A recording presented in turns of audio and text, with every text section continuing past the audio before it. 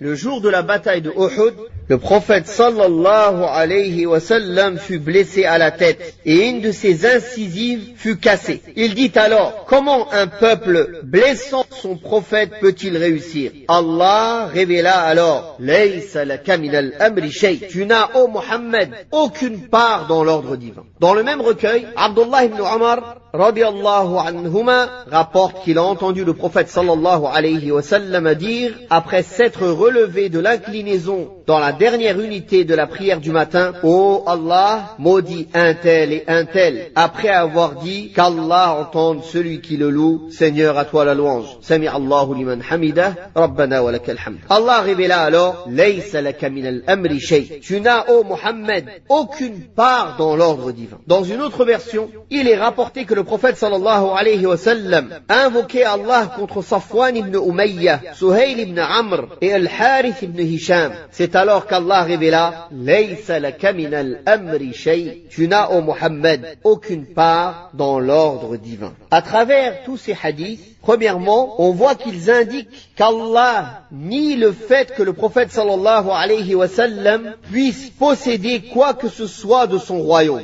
Par conséquent, le prophète sallallahu alayhi wa sallam a transmis cet enseignement et l'a expliqué. Et ceux qui sont de moindre rang que lui, sallallahu alayhi wa sallam, sont plus à même d'être concernés par cette négation. Ainsi, par voie de fait, cette part du royaume d'Allah ne peut appartenir ni aux anges, ni aux prophètes, ni aux pieux parmi les adeptes des messagers. Dès lors, toutes les orientations vers autre qu'Allah subhanahu wa ta'ala deviennent caduques. Et il devient obligatoire de s'orienter vers Allah au moyen de l'adoration et ses catégories comme l'invocation, la demande de secours, de protection, le sacrifice, le vœu et tous les autres types d'orientation vers Allah subhanahu wa ta'ala, le seul qui mérite d'être adoré en dehors de toutes les créatures. Ces deux hadiths qui sont cités, les savants ont divergé pour quel hadith ce verset a été révélé. Laysa laka minal amri shay. Certains ont dit ce verset a été révélé une fois que ces deux situations sont passées.